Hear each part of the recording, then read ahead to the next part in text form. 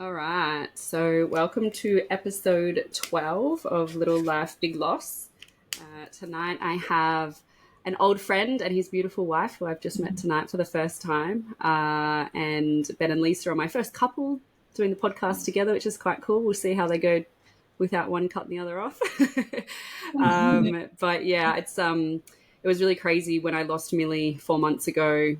Ben reached out to me maybe 2 months ago and said, "Hey Rochelle, I've been watching your story, and it's really brought up a lot for me. I don't know if you know, but we actually lost our little girl." And it was so crazy because I scrolled back through our messages, and the last time we spoke was literally me congratulating Ben over the pregnancy and becoming a dad. And then we worked out the date, and it must have only been a few weeks later that everything changed for you guys. So yeah, I was shocked when I saw that too. So the last time we spoke was you literally congratulated me on the Layla news. I was like, yeah, what the hell? I Yeah, know. nuts. I know. And so I think I had just moved back from London and was like, hey, like just chatting. And I just saw that your Mm, wife's pregnant. I'm so excited for you. And yeah. So, yeah. how I always start the potty just to get things started is we know that the day we lose a baby, we become different people instantly. Who were you guys as a couple or individuals before the death of Layla? I'll start. Mhm. We were pretty much a bit like yourself. We were both in London pretty much a Yeah. year before that. So we got back and sort of, didn't waste too much time. We sort of started trying for a baby. What was it, within the first We 8 months seeing or each something? other Yeah, we'll see each other for a for bit. like we felt we were seeing each other for about 8 months, and then we fell pregnant. Yeah, but before Probably that, we were carefree, just living in London, like you know what I mean, Yeah. like anyone else. I think I was like 27 or something, 28 maybe. You were like 24, 25. when I was in London. Yeah, not a care in the world, eh? Yeah. Not thinking Yeah. about anything like this was ever going to happen. Like not like you ever do. Yeah. And so you guys fell pregnant pretty quickly? Yeah, we were only together for like 10 months, so And how long? Yeah, it didn't take very long, did yeah, it? didn't take it. We started trying, I think, in January because I stopped taking a pill, and then February we found out we were pregnant. Yeah, amazing. And you should have Yeah, been like, sweet, cool, we're pregnant. Like, just yeah, think that's it, and away you go. yeah, yeah. I've lost your video, Michelle. Is that? Oh, have you? Yeah, this is a really clunky program. Oh, Can you it's all still hear good. me? You can Yeah. still hear us though. Yeah, I can. Yeah. Yeah. Hopefully Okay. we're all good. Um, yeah, and so how was your pregnancy initially, Lisa? Yeah, well, everything was smoothly. Like, that's why I was so shocked at our 20-week scan when they said something was wrong because we had our 8 week. So we first went and it was about 5 weeks, and they said come back because they hadn't seen a heartbeat yet. Yeah. And then we went back 8 and it was weeks. 8 weeks, and there was a strong heartbeat, healthy, everything was fine. And then we went back at 12 weeks, and then everything was Feels still so good. fine. They looked at everything was all good.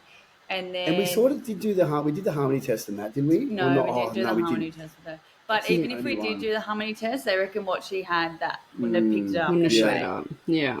So, Yeah. and then 20 weeks, we went for our 20-week scan, and just before our 20-week scan, we had organised like a gender reveal and all that. So everyone already knew that we were doing a gender reveal, and everyone knew we were pregnant and stuff. And then we went in, had my 20-week scan, and she, now that I think of it, like she was scanning me a lot longer, and she was really Oh, focused on the it brain. was. And Yeah. Sorry. and then and then I didn't really click. I was just stoked that we'll have a baby. I was just watching her, and I just thought she was going like that sour look on her face, like something was wrong at it. And I could, like Lisa was sort of a bit like all excited. Yeah, it's this. Like we were going to find out the gender the next day, but I could just tell something was up the way she was kept going. I was just trying to get the right shot. She was getting flustered if we asked her a question. You know when they do that, you say Yeah. all you want to say when you're scared is everything all right? You just want them to keep reassuring you, but she's just like, I'm just trying to get the shot. Like instead of saying yes, it's okay. She's more going, I just want to get this. I want to get the right thing. So I just knew something was up.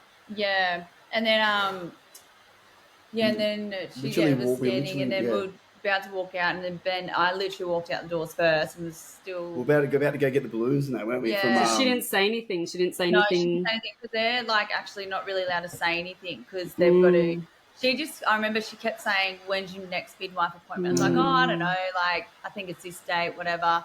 And then she's like, "Okay, well, you might need to see midwife a bit sooner." And I still didn't even think. And then as I walked out the doors, Ben I turned around and stopped was her. like, "Hang on, is everything all right?" Yeah. And then she's like, "Oh, well, and then that's when my heart sunk. As So I was soon like, as you hear some something's wrong. complications, then you just know heart sunk. And she sort of said at the start, it was just like, oh, there is a little bit of fluid on the brain. And she started saying that they could probably get like a shunt or Yeah. something to put in. So then we're like, oh, we didn't know, but still at the same time, we're like, okay, well, something's wrong. So we're not like, we're still. So then, yeah, that's stressing. right, that's right. So we still went to the hospital that day. So instead of her waiting for us to go for a midwife appointment, thinking, oh, if she's just waiting for another midwife appointment, it can't be too bad. But then the next thing she says, go to Gossett Hospital right now. Yeah, she called me.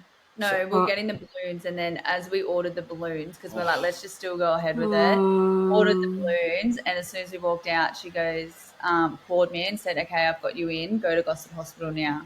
So we went to Gossett Hospital, and Ben and I just were we hadn't even told our parents because we just didn't even want to believe it, and we didn't know. But what we still was didn't going know on. how the extent yet. We were still sort of confident. Yeah, you still just think something's wrong, but they'll fix it. Yeah. Like, this is 5.5 years ago. I hadn't heard of one person, I don't think, yet.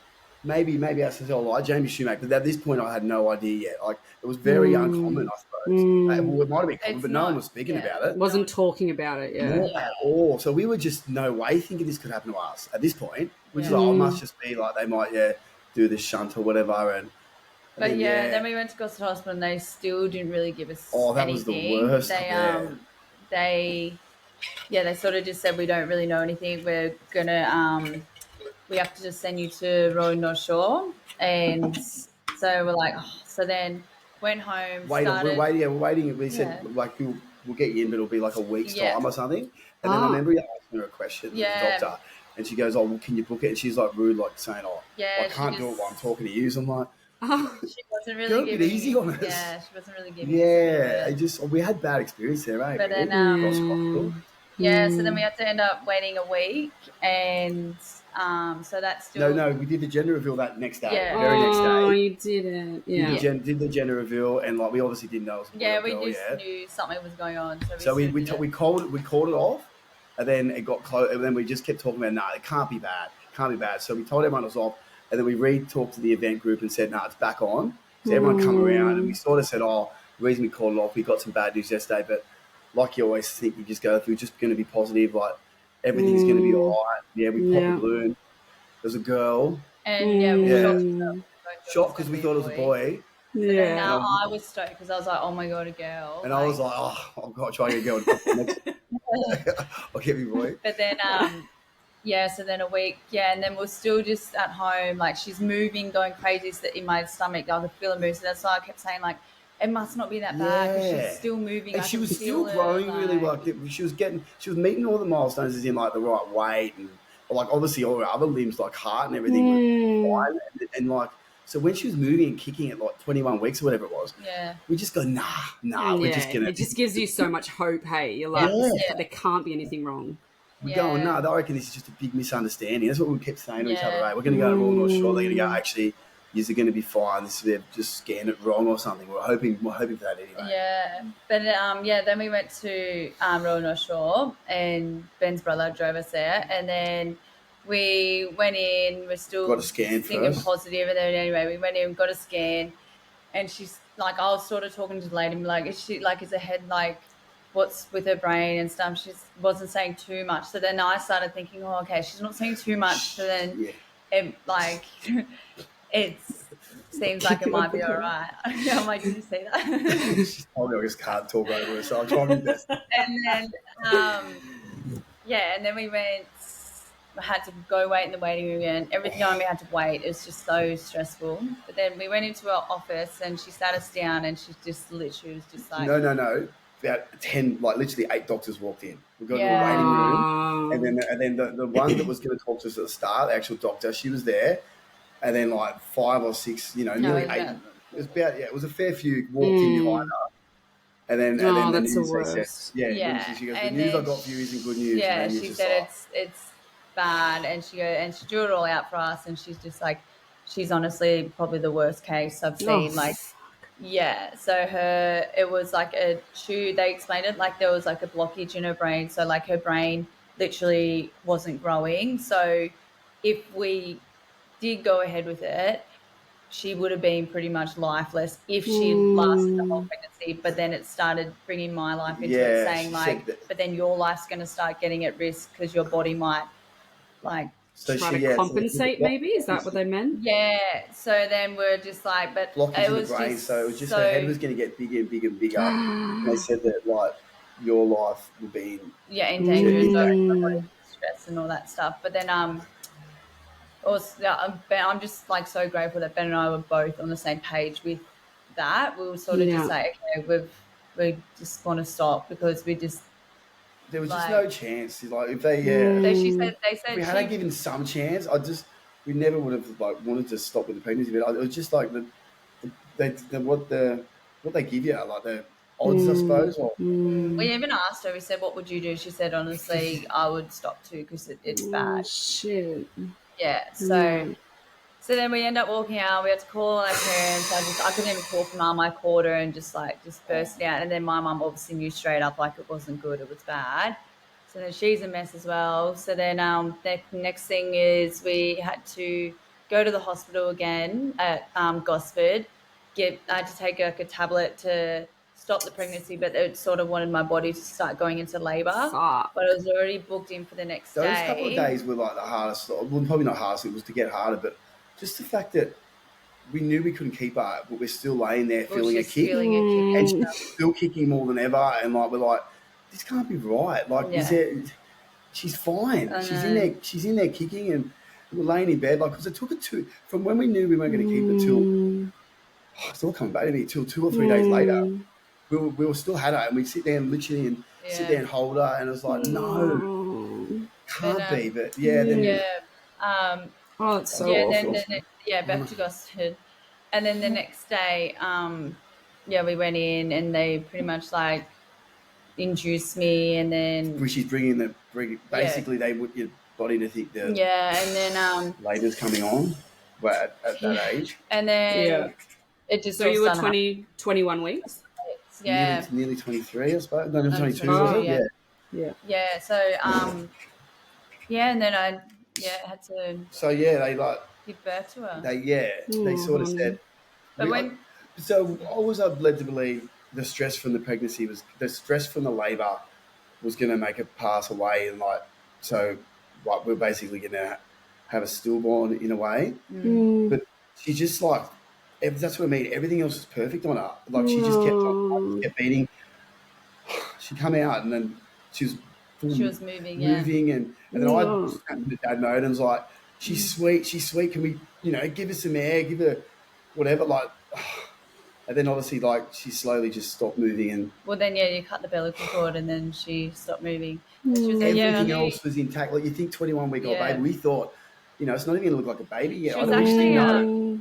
she was bigger than I thought, though. She was 490 grams. But I honestly, so you have to, like, we're holding her like that. But I honestly thought I would have been just holding her with, like, but she was like a bigger, and they said she was going to be like a bigger baby, like, just like a lift and all that. Features were all done, like So, yeah.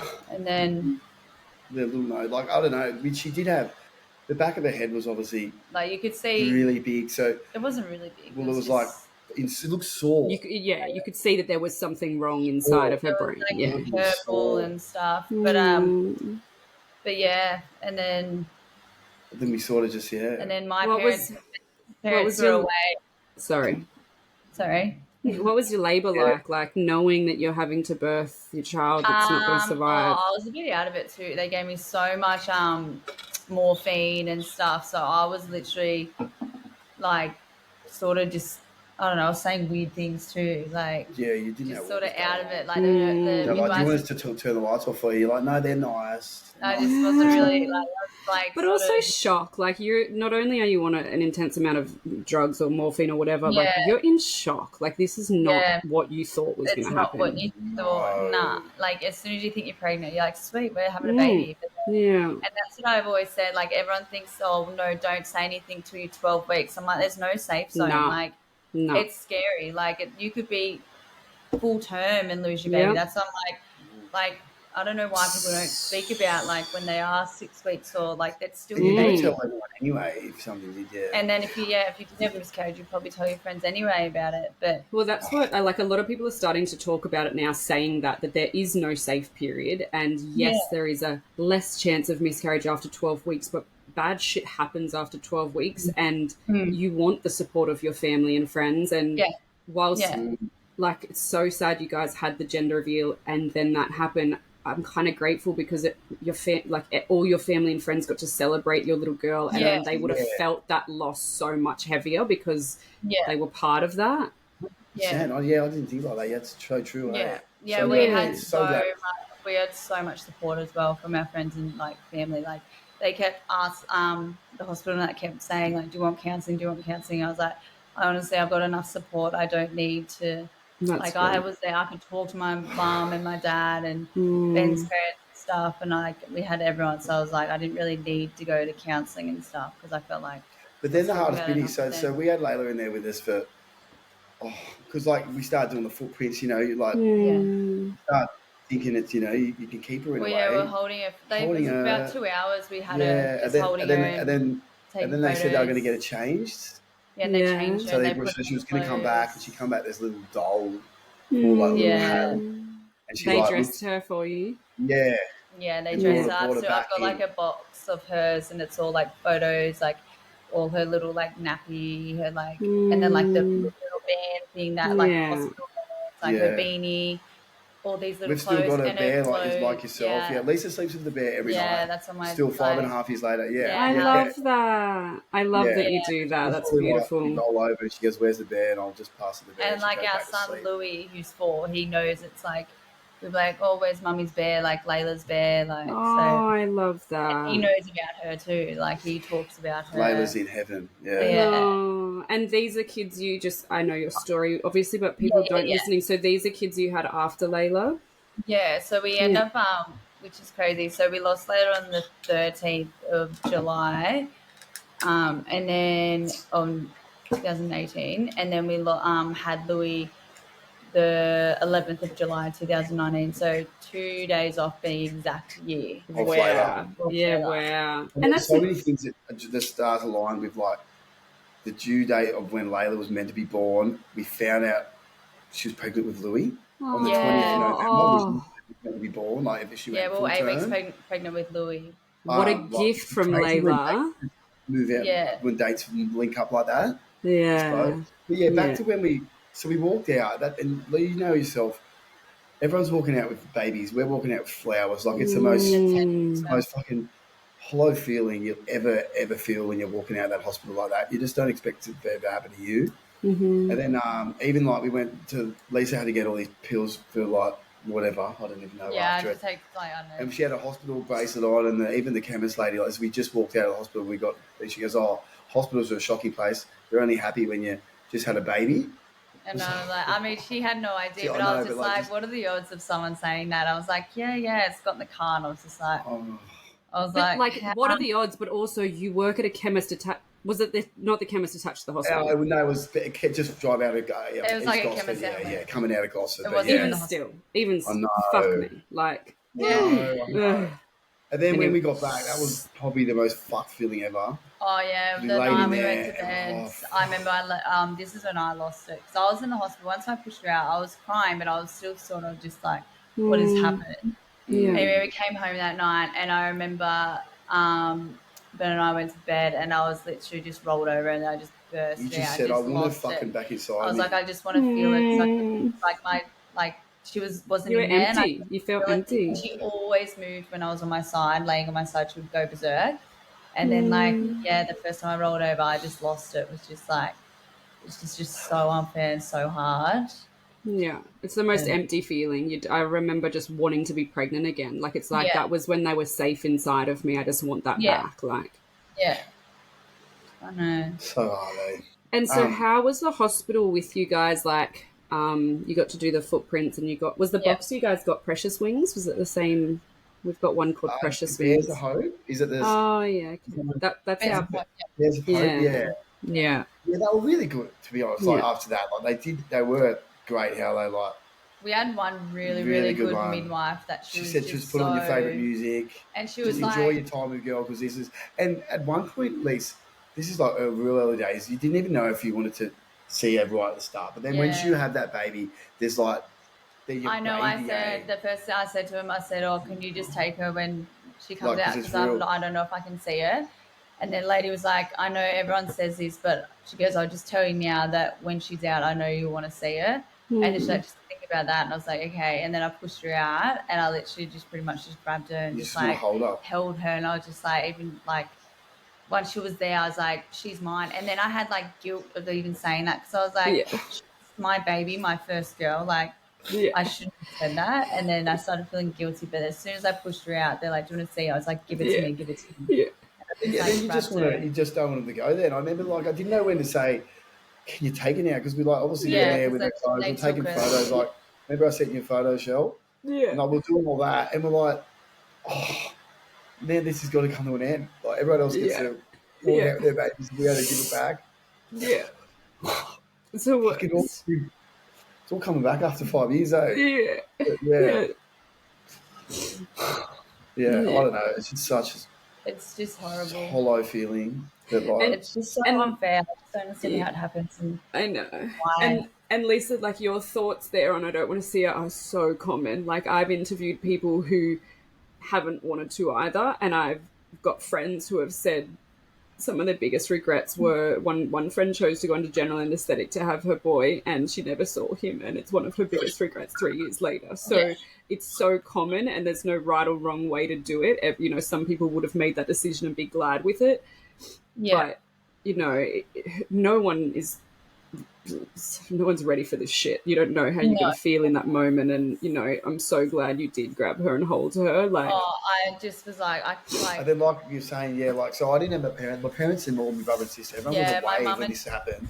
So my auntie come in, like, and she held her. Then obviously my parents held her. We just sort of sat in the room a little bit. So everyone had a hold. She's still our firstborn. And we all like talk about it all the time, like my parents talk about it all the time and stuff. So we talk about it all the time still. Like 5.5 years.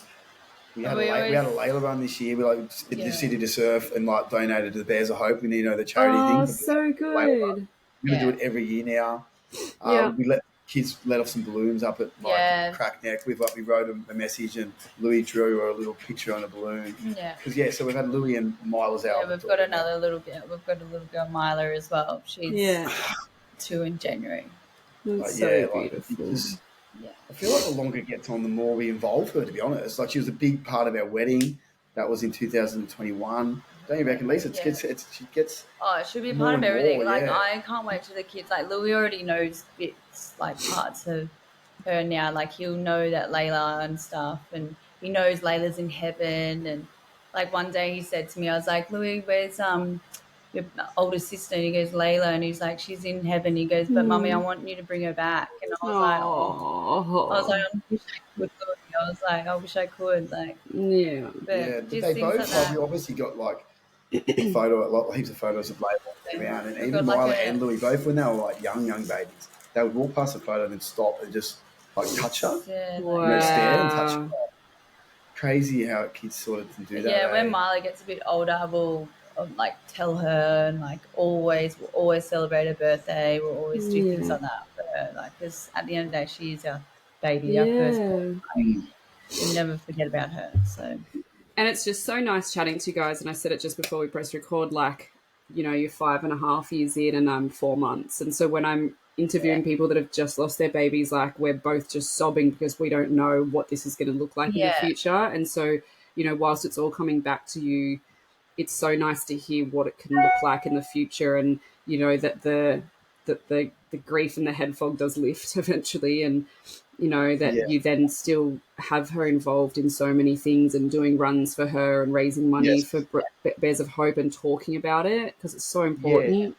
There's like always something massive that will trigger. Like I suppose we had like a funeral service sort of thing, but we did it ourselves rather than like at our house. Oh yeah, and, obviously, we said everyone let some blues go for Robbie Williams, Angels. So every time we hear that song, no matter where we are, And everyone knows it too. Everyone knows that's her, like Layla's song. It's a tearjerker and a half, you know, that brings it back like it happened yesterday when that sort of song comes. Wow. That's a good question. So that's obviously a trigger. Are there other things, like, Lisa, for you, like, are you triggered by pregnant people or babies? Like, obviously you've gone on to have your babies now. Yeah. What's that? Oh no! Just at the start, you were. I had one of my other good friends. 3 weeks apart from us. So, yeah, 3 weeks ahead. So, like, that was hard seeing that, because I was more just like, oh, that would have been me. That would have been our girl and stuff, and our girl would have been really close with her girl. And then also my little niece, she was born a week later after we lost Layla.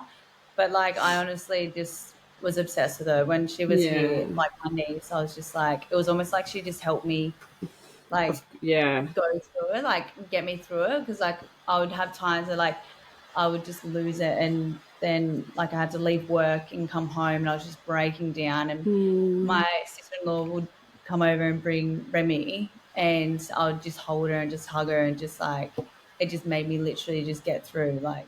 So that's what I mean. I had things like that, but I wouldn't say they're, like, more triggers. It was more just like I just felt like just more like, oh, that could have been me. That was going to be me. Like, reminders of what you were supposed to have. Yeah, and I was so happy for them. Like, I was so happy that I was just like, it's just unfair and unlucky what happened to Ben and I. And I was like, but I was so happy for them. But yeah, it was just.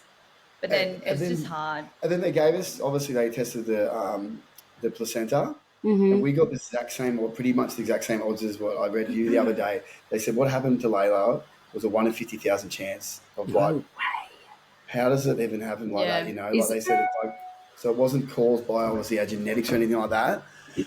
So not that it makes it any easier, but you're sort of just like. Well, that's another thing we were worried about before we got that tested. That because I didn't even know that was a thing until later. They're like, okay, we're gonna have to get this tested, because if you're what is it, like, genetic carriers or genetics, like, or like they don't match or something, then, like, if you have another one, then this could happen again. But they said like it was all fine. It was pure just unluck, and it was really there was one chromosome 1 in 50,000 chance. And did you get those results before you had Louis? Yeah. Because we did didn't want to start trying just in case. Because it's so scary. But even knowing it's 1 in 50,000 though, like, we only got Millie's results on Friday, and for the last 4 months we've thought it was a really high chance that it was a genetic thing and that would be 25% chance, like 1 in 4. And then to find out it's 1 in 50,000, I'm like, I'm so head fucked from it, because I'm like, but what if it happens again? Like, yes, it was 1 in 50,000, but it happened. So, like, you know, you're just so scared to keep going, right? Yeah. We couldn't try, like, we just wanted to try straight away, I reckon, like, sort of like that, but at least had 2 DNCs, didn't you? Yeah, so that's another thing as well. So I had to get a DNC, and then because they left, like, placenta and stuff in there. So I had to get 1 DNC, and then I was bleeding for about, I swear, like 2 months or something, like just on and off, and then like Gosford, heavy. Gosford didn't do their homework there either. I remember Liz going in and they go, so the dad got the baby tonight as you're waiting to get You're fucking kidding me. I was like, no, I've actually lost the baby. And then they're like, oh, sorry. And I was like, do you guys communicate? Keep kicking us under the guts. Like, do your research. That blows my mind. And then, so I had that one, and then we thought all that went fine, and then about 3 weeks later I got started bleeding again, and I was like, what is going on? Went back in, and like, oh no, you got more placenta in there, you have to go for another DNC. And I was just like, oh my god, what else can happen? I was just like, I've just lost a baby and you've just thrown me around, like I might just get it out, like get it all out. And then about 2 weeks went by, I started bleeding again, and then I remember to Ben, I just broke down. I was just like, what is going on? I was like, it's so unfair. And then I started freaking out, thinking like, we're not going to be able to fall pregnant easy. But then that stopped, and then about a week later we fell pregnant with Louis. No. So I was going to say they do say you're most fertile after a DNC. Yeah, they like it clean. It's like a clean out. Yeah. But Anyway, Not for everyone. Not for everyone. I probably shouldn't have made that comment. I firsthand know that that's not always true, but yeah, I'm not surprised that you fell so quickly after that. But did you have other symptoms besides just bleeding? Like I imagine leaving placenta in that you would have felt sick and stuff, or you just... Not really, no. I just wouldn't stop bleeding. So then I remember I just went to the hospital and just went straight to emergency and was just like, I was just like crying and just like, I remember we were camping or something, and then we thought we were sweet. It was after this. This is after the second D&C though. Yeah, I know. And then you bled heaps hard again. You're like, this is fucked. Yeah. And it's just so like your emotions are crazy. Like you're so upset, but then you're so angry, and then you're just so like. Then I'd be crying again. Then I'd be getting angry, and then I'd be like blowing up at me. Like, Like, and then I was sitting there trying to be all strong, but I'm very much more emotional than Lisa, so I'll be crying at my own time. But then I'd walk out, and then my dog just got it. Like I'd just go outside so I wouldn't be bawling in front of Lisa and just have a moment. And then Ronnie, my black Labrador, would just come and fully just. It's like he knew, he'd fully just cuddle me. Like I'd sit there crying. They so know. And then I'd turn around and he'd just put his head in there and like that. And I'd just sit there crying. I've got the best dog. You sound like Dylan. Dylan's like constantly hugging our Kelpie, but our pets have changed since Millie died. I'm not even kidding you. Like, Zayla like makes this weird noise at night, and like she never used to do it. She does like this weird cry, and now we've started saying like, "What is it? Is it Millie here?" And she like yelps and does this little paw thing. It's so weird. Like literally since we got back from the hospital. And my cat just sleeps right from the first night we came in. That's when it hit me as well, Lisa. Like I got home and I just started like convulsing, and I was like, someone hold me. And Dylan just held me in bed. But my cat came up and just slept here, right where Millie was, the whole night. And I'm like, they do. They just know. Yeah, they're the best. Same, yeah. Like Ronnie, wasn't he, Lise? He's fully like just got it for both of us. He's trying to be there for both of us. Yeah. But yeah. And so were you guys, you said you had like a little funeral service. Prior to that, like were you offered an autopsy or they just did DNA on her? No, they didn't do an autopsy because they knew what was wrong. Like they knew the blockage in the brain and stuff. So they just like did if DNA it was to find out where it came from. Yeah. But if it was unexplained and she just stopped, I would be saying like, can you? Yeah, I think they just sent the placenta away. Is that similar to the autopsy to find out what actually caused it properly? No, so I didn't know this either. When Millie passed away, they rang us and they said, "Oh, do you want to do an autopsy?" And I said, "Oh, is that invasive? What does that involve?" And like everyone's like, "Yeah, that's invasive." Like they literally send away most of their parts, like their brain. It's a very invasive. And I just said, do we need that? Because she was alive for 6 days, and I feel like you guys have enough evidence. Like they had an MRI, an EEG, they had bloods, they'd even taken a little skin graft. You'll notice in the photo she's got a little Band-Aid there. They took a skin graft to send away.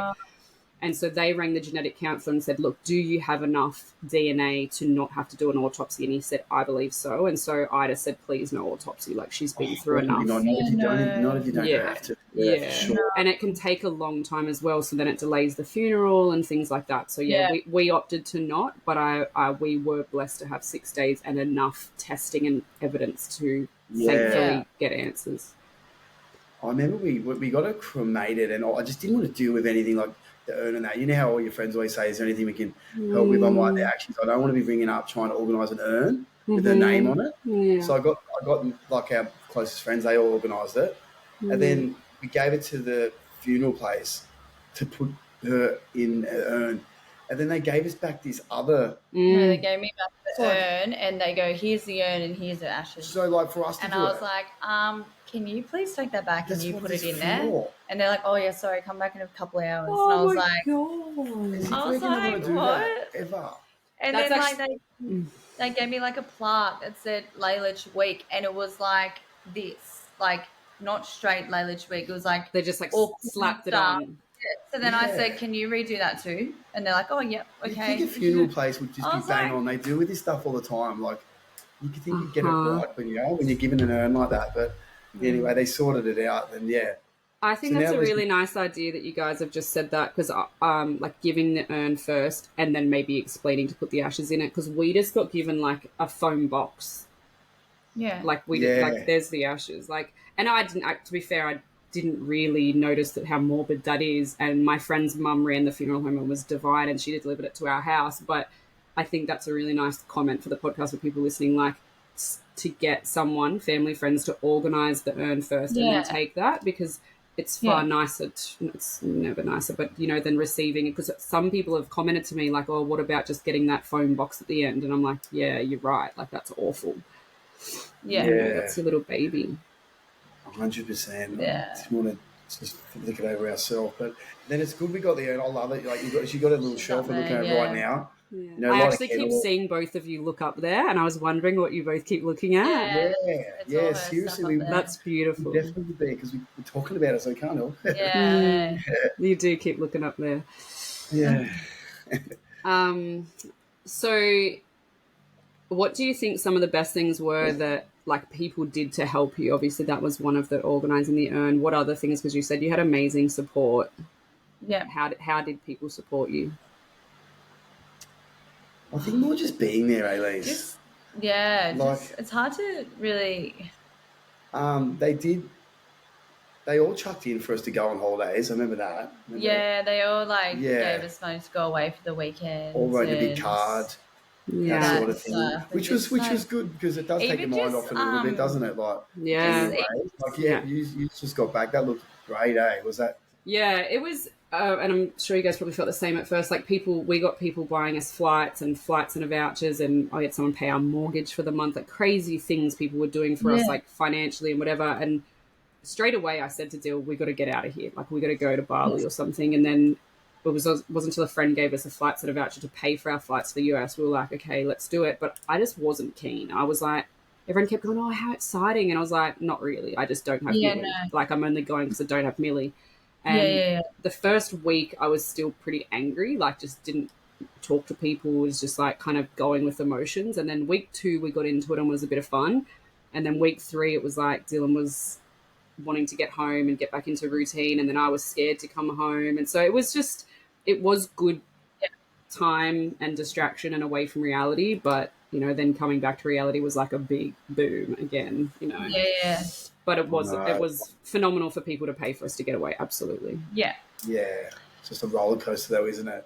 But even just with the sport thing, like, even just people just always checking in, messaging, like, and just calls and just always seeing how we are and like stuff like that. So just even things like that, just messages and stuff, just knowing that people are thinking of you still. Yeah, like, I know. As time goes on as well, like, did people? Obviously, some people drop off, but like, did you feel like you had good support even like a year later, or? Yeah.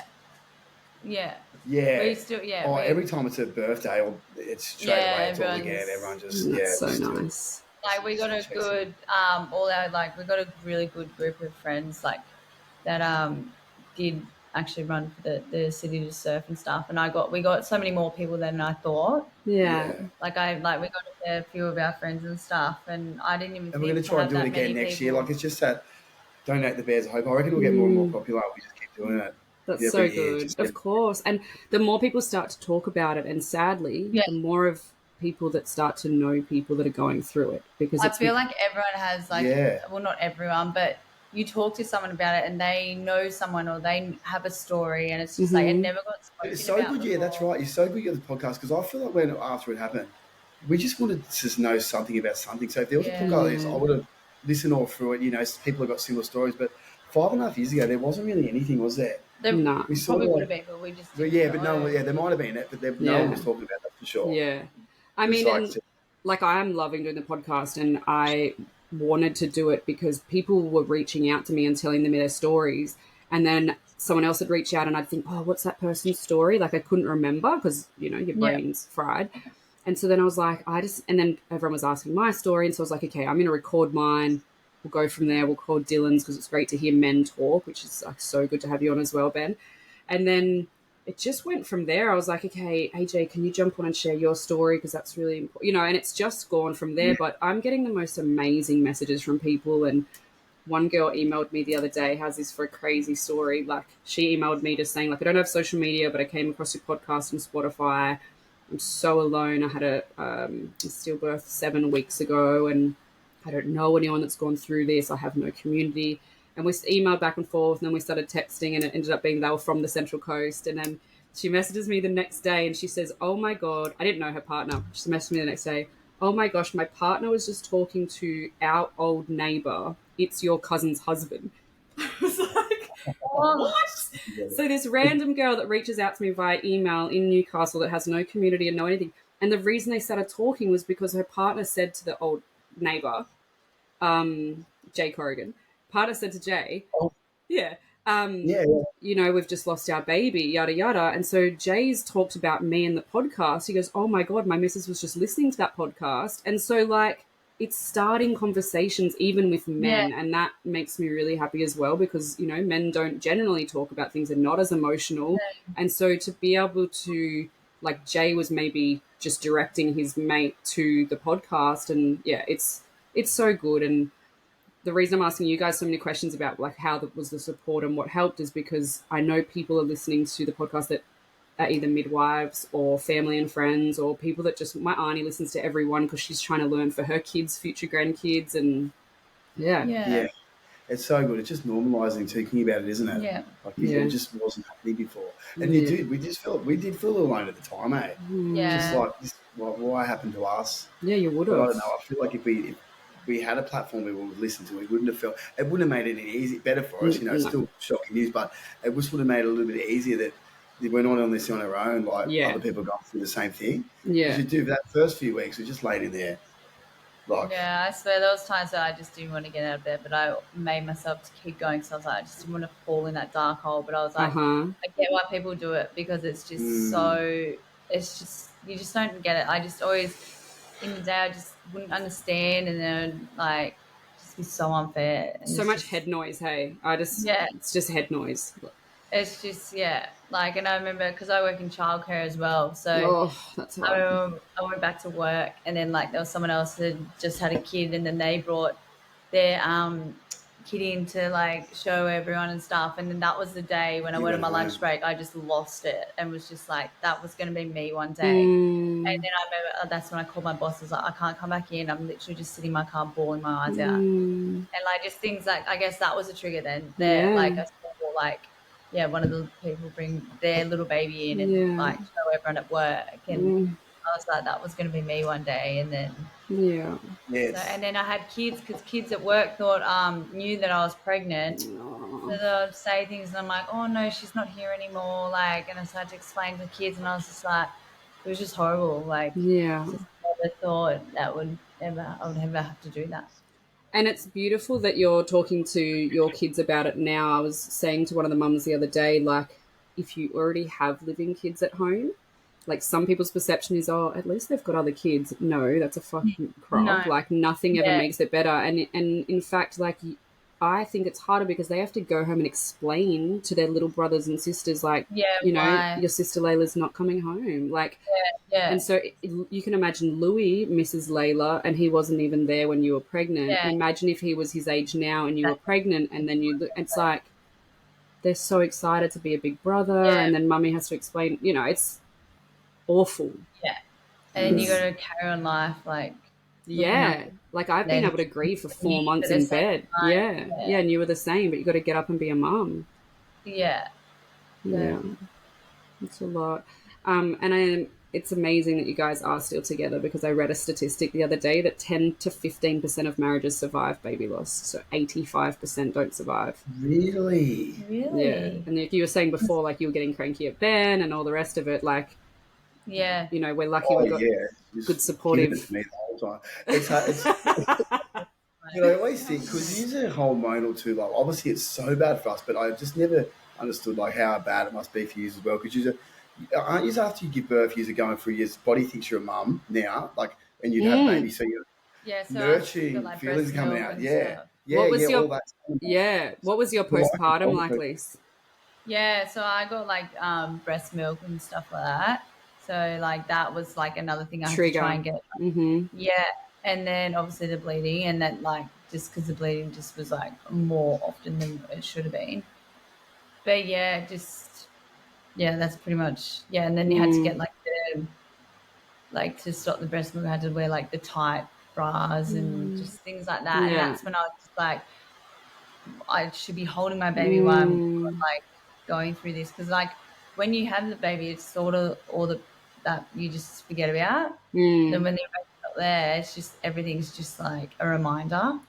One of my friends just said to me not long ago, her first bubby didn't make it, and then she's gone on to have a little girl since. And she said, I said, oh, postpartum without a baby. I said something like justifying for other mums. I said, postpartum with a baby is so hard, but gosh, postpartum without a baby is hard. And she said, let me assure you, postpartum without a baby is way harder. She said, when you're going through postpartum and you have your child, everything makes sense and it's worth it. But Yeah. when you don't have your child, it's just like, ugh. Yeah, and you're like, hormones are crazy. You're grieving, and then you're getting all this stuff, like body. It's just so hard, and so like so much. It just reminds you of so many things. I actually went back to the gym today for my first session, like since we got back from the US, and did IVF for the last week or two, and then like went in today.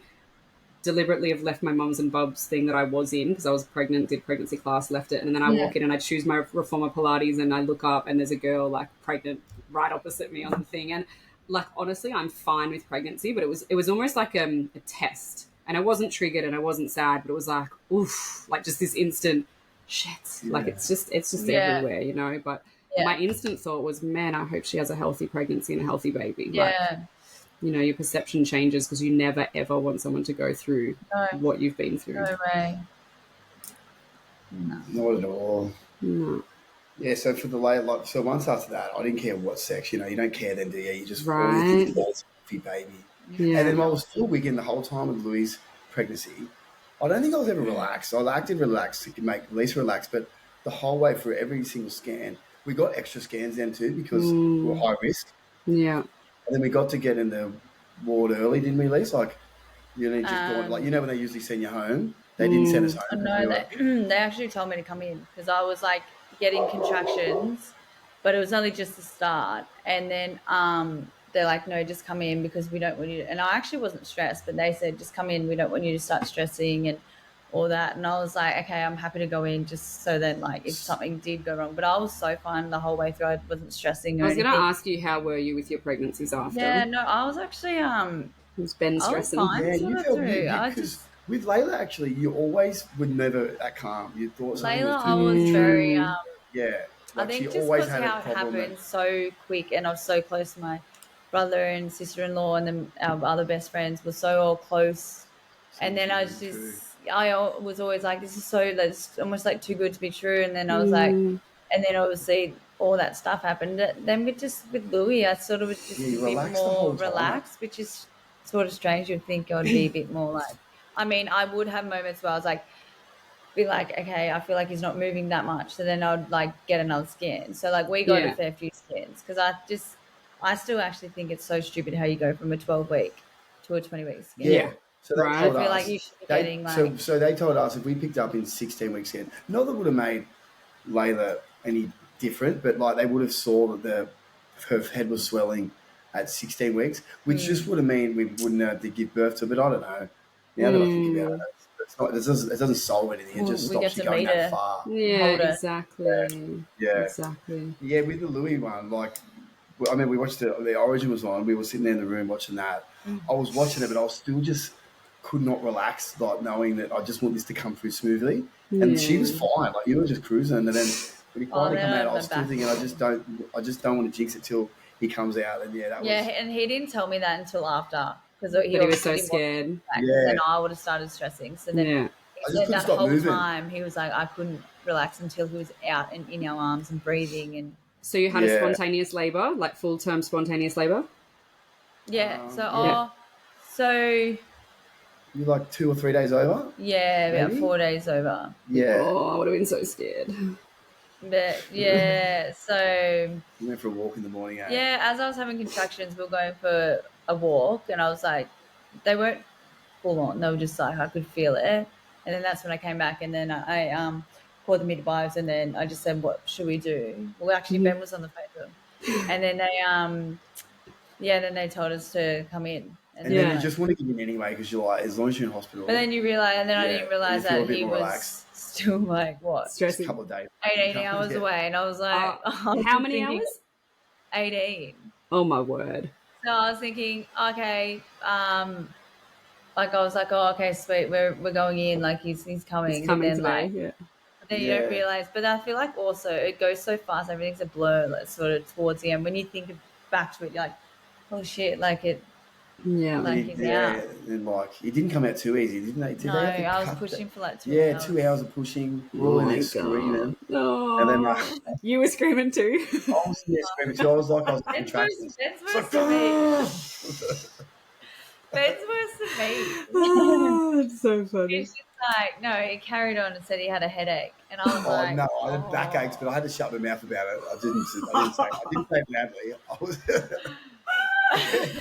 I When googled it. Only it's called sympathy labour. Men can get it, but yeah, I don't repeat that too much.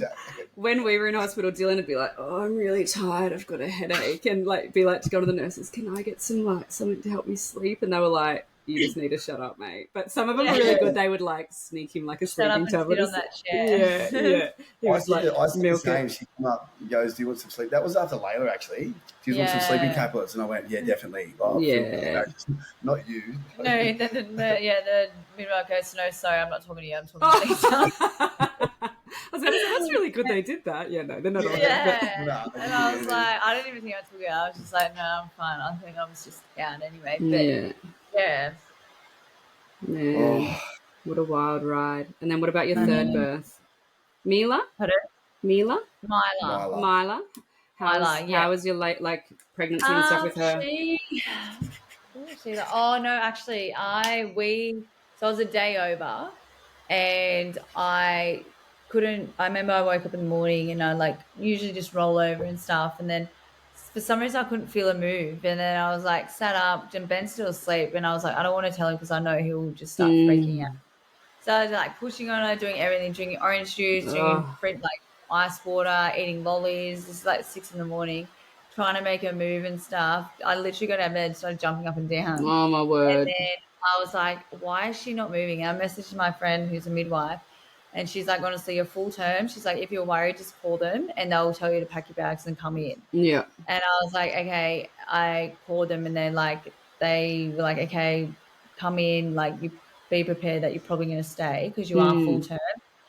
And then anyway, I went in and they checked and there was a heartbeat. So I was like, as long as I was like, heartbeat. And then I swear after that, I could just feel it going crazy. And I was like, I don't know what was going on here. And then they said, oh, we've got to check if there's a bed free. Otherwise, you're going to have to go home and come back. Oof. And then there was one bed free. And they're like, do you want to break your waters now? And then, or do you want to go home and let it do it naturally? I was like, just break the waters. Yeah, I was like, let's get her out. Yeah. And then they broke the waters. And then I think I was it was still probably 10 hours.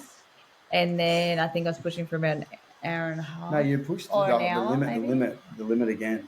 Until they helped. Did they give you? Then they cut you? No, that's Louis. You're a machine, hey. I just have so much. Women are amazing. Yeah. And then I pushed. It was about an hour, and then I was saying help me because I kept thinking of like Louis because the doctor came in and Episiotomy. cut. Yeah. And then I mean it was so painful after, but and then I kept saying I need help, and she's like, no, you can do it. So she obviously knew that she was coming, but in my head I felt like I couldn't do it. But they managed, even though I had a epidural, they managed to flip me over and like I was holding onto the thing, like the bed. But then one of my legs kept sliding off, so I'm yelling at the midwife. I held that back on. I was like, yelling at the midwife to push my leg up. But then then she actually came out, and then I pushed her out, and then They do say that, don't they? When you're in that transition period, like where you literally start saying, I can't do this, is when it's like about to happen. Like And then but then and then she came out and but yeah, she didn't breathe straight away, which was a bit like because Ben videoed it and you can hear us in the video. We're going like, it's like, why is she not breathing? And then they're like, she's fine. She just got in the nest, started like doing all that, and then she screamed. What a blessing. That's a beautiful sound. Yeah. Then we just stare at Mila now because like obviously she's a girl as well. We just go, we just think like obviously we know what Layla looked like, but she was 21 weeks old. You know how they change face. And then we just stare at her going, this is what is this what she would look like? We'd like from day dot we've done that with her. Just stare at her. Yeah, you would. You would. Dylan always says, I just always imagined what her personality would have been like. Like he was, never get to see, we're never going to get to see what they grow up to be. Yeah. I know, it's hard. Yeah. That's what I probably struggle with the most is seeing my friends who had babies the same time as us who looks like Millie. Like two of our friends have got little babies that are brunettes, and I'm like, man, you're so much like Millie. Yeah, it's hard. But 100% that is. It's getting it. The other day I went and hung out with a friend and they've got a little girl, Sayla. She's beautiful and she's probably 2 months older than Millie. And I was holding her and cuddling her because I was similar to you with your niece. Like it felt better to hug a baby than not. And she said, how are you going around babies? And I said, I'm actually fine because Millie was so sick. I could never imagine her out. I could never imagine her here or with my friends or at babies groups or anything because I just only can picture her being so unwell. So like, yeah, it's kind of easier to be around babies and not think that. But yeah. It's hectic. No. It's hectic, but you guys are amazing and that this has been such a nice chat, like just being able to... I loved it. Yeah, I've enjoyed it too, like just going down memory lane. Yeah. Like we think about it all the time, but just retelling the story, it's like, it brings it all back to the surface. We talk about it, but I don't think we've never talked to the story. All our friends know the story as well. Yeah. So, and you do, like people say that you go straight back into that moment. Like you can picture walking back into the hospital and all of it. You do. You actually do. You go back to it completely. I remember all of it like it was yesterday now. Yeah. And I do just want to preface something. So you said before how like you didn't feel baby move, and there's a biggest myth out there that people say, the bigger you get or the further through pregnancy you don't feel them move as much because they don't have the room, and that's such a myth. Like if baby stops moving at any point, like it's 100%. And if they move too much, like if there's like my OB said, like if you feel like a sharp jolt or anything sudden is also so just anything out of the ordinary. So I never felt Millie move. Ever. Oh, really? Yeah. Really? Yeah. Which I always went to the... Can I say why you didn't feel a move? So whilst I was pregnant, they always said that it was my first time pregnancy, and so I don't know the difference, and that I had an anterior placenta. So my placenta was at the front. So if she was kicking and punching, she'd be punching my placenta. So I used to always think, man, my placenta must be my whole belly because I can't feel her. But when she was born, she had no muscle tone. So she was floppy. So that's why you didn't feel it. Yeah, so now I look back, and that's why when you were saying before, like, I can't resonate with you saying I could always feel her and stuff like that because I never felt that. So I'm so curious to know what that feels like. Like, in my next pregnancies, even if I have an anterior placenta, I should feel something. Like, they used to say, can you feel her? I'm like, well, I know there's something in there. I can feel there's a human in there, right? But I do not. And when she was born, like the only thing she ever moved was her little fingers and her little toes. Like her limbs didn't move, her head didn't move. Really? So even like the 6 days we were in hospital, like she always had her head to the side and we had to move her head every 3 hours and like clean her. And it was really, she had no muscle tone. So but so for me, I went in 3 times with reduced movements, but it was more just like I couldn't feel flutters. I never had a kick count or anything like that. But I know there's a lot of myths out there. I think the whole thing is just like go with your gut. If your gut feels off, go in. And if they make you feel stupid, bad luck. You'd rather feel stupid than bugger, shit. Yeah. It was even a time with Louis when you started bleeding a little bit. Remember I come home from work? Yeah, it was 8 weeks. We were just like on guard because you obviously once you've lost one, as you know, you just your paranoia is anything. You just want to be reassured. Yeah. Everything. We went in there for so many scans, so many just checkups. I remember when I was at work and I had that little bleed. I was 8 weeks with Louis, and I just went straight to the emergency room. Like, usually you would just go get a scan or something. I was like, I'm going to the emergency. So then Ben met me at the hospital, and then they were actually really, really nice because they knew what happened and stuff. And but then they got me in for a scan and stuff, and everything was fine. It was. I just want to see the heartbeat again. That's what they put up on. It ended up being like something like there was a tiny, like a pin drop, like hole in the sac, but it ended up recovering. Oof. So if it didn't recover, then God knows what would happen. But they said it repaired itself. So scary to think that something could have happened if it didn't. So. A blessing. Yeah. Well, you guys are amazing. What else? Anything else coming up? No, not so much now, eh? Yeah. I think the Covered it biggest all. thing that I'm taking away from you guys is like, yeah, just like how strong you guys stayed and how supportive, like Ben, you were to Lisa, and understanding of hormones and postpartum and all Yeah. those things, but also like having your own emotions and leaning on your friends for support and saying, yeah, actually, I do need this. Like, can you get this for the funeral? Or Yeah. Yeah. yeah, and the fact that you guys were so grateful you got a little bit of time with her, and the nurses dressed her and brought her back in, and I think all those things are so the job that the midwives have or the nurses have at that point is, and I know a lot of midwives and stuff are listening to the podcast now, and that's why I like to emphasize it, because the time that you get to spend after once your baby's passed is like that time you'll never get back. And I think Yeah. if that can be, and we had the most beautiful last day with Millie ever, and we had Yeah. heartfelt photography come in, and we got the bears and we got the box, and that is like the most powerful thing you'll ever to hold forever. Do you know what I mean? And I just think there's so much power in the nurses to make that time super special.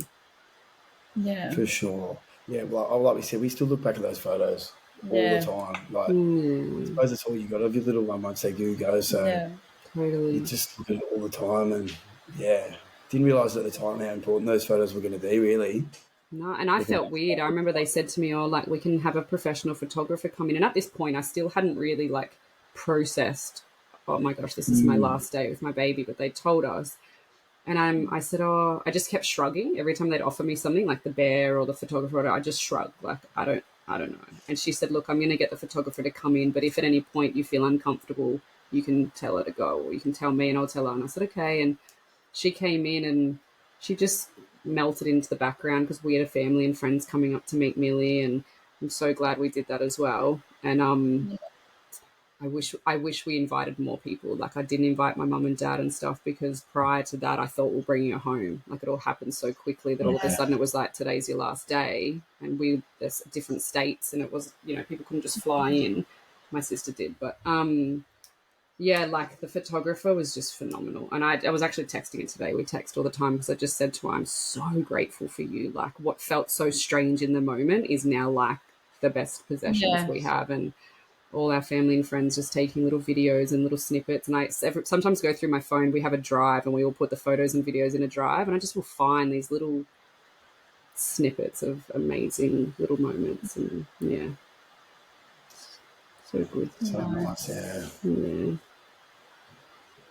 Well, I think we'll love you and leave you for now, but yeah. sure we'll chat again soon. It's been so nice, and one of my friends suggested yesterday we should do a miles for Millie run, and you guys have inspired me with your Layla run. Not that I run Yeah. at all. I am not a runner. Oh, don't worry, I didn't run. Okay. It took like 2.5 hours to do it. You So walked the whole thing. Yeah, yeah, Yeah, I so would have it's so too. fun. Just raise money. Yeah. If you guys have a link to your Bears of Hope, like where you raise the money, if that's still active and you want to put it in the show notes, I can do that. Or if there's anything you want to put Yeah. in there in memory of Layla, let me know. But yeah, the potty will be up in a couple of weeks. We're putting them up every Sunday. I've got so like good. so I'll be sure to Thanks heaps tag. for having us, Rochelle. I was Thanks so actually much for having us. take like trip down memory lane. It was good to thinking about it. Yeah, You know? it is. By I the think it's time, really healing to kind of go back and relive it, but then also see how far you've come. Well, that's what I mean. I yeah. don't think I've ever actually taken in of how far we've come, like from that. Like we've got, Mm. Yeah, like like, remember that couple you were that night you got home and for yeah, those exactly. following How, months? No, no. Crazy the stat. She said that they don't usually stay together. I Yeah. feel like once you've gone through something that important, that you're stronger than ever. You know, like you've well, just I gone think through it's just the something horrific. stress Like as well. all you got Like, at that point is each other. Well, you feel like you do. You got your friends, your family. But you can't just. You can't stop your family and friends, but you seem to do with your partner the most, don't you? When you're laying in their bed at night. but So I if you think don't also, have your partner, then like, I think also it's probably just like the stress as well, and then you're both sort of Yeah. yeah, both stressed at different times, and it's just I have a friend, she's the one I interviewed episode number 4, I think, AJ, and they lost their little boy Benji about 2 years ago. And I've been friends with her and our husbands hadn't met yet. So they invited us over for dinner last week and we went over, and you know how you're like hoping that the boys get along, and that was super nice. And, because they're 2 years ahead of us, I'm like, they were like, so how are you guys? What's going on? And I was really honest. I was like, yeah, a bit of animosity, a bit of fighting lately. It's been pretty hard. Like, I'm hormonal from the IVF and we're both grieving and yada, yada. Yeah. And they said, like, man, we still have moments, you know, because they've been trying to conceive for the next 2 years and they still haven't had their bub. And, you know, so they've got lots of stresses in that. And it was so nice to hear, like, that it's normal. It's normal to have bickers and, you know, it's normal to take your hormonal anger, you know, or whatever, but and then to have like a supportive partner. But they were the ones that said to me they had heard that 15% of marriages last and the rest don't, and that made them want to fight harder. They were like, we want to be the 15% that survive. Because it's easier, and that's what Dylan said. He goes, it's easier to give up. It's easier to be the 85% that just walk away. It's, you know, you just got to dig deep and love on each other. Yeah, definitely. Yeah, definitely. Yeah. All right, you two. You're amazing. I love that Lisa's going to go cuddle her bear. Yeah. Makes me not feel so crazy sleeping with a bear for the rest of my life. I always cuddle them. It's the Layla bear. It's the Layla bear. I love it. Yeah. Well, I truly believe that when we become friends on Earth, that our little babies are dancing in heaven. So I'm sure Layla and Millie are like having a little dance in the sky right now. For sure. There will be. Beautiful, hey. Oh, thank you so much. No worries, guys. And keep doing it, Rochelle. It's great, eh? Like I said, there was nothing like this 5.5 years ago, and now you've normalised it. Everyone's talking about it. It's sort of like it's a good platform for something like this that's happened. Like they've got somewhere to go to, get some comfort out of it. Yeah. Great. Thank you. Appreciate it. Appreciate your love. You All right, guys. All right. Thank you. We'll chat soon. All right. Bye. Bye. Thanks, bye. Bye.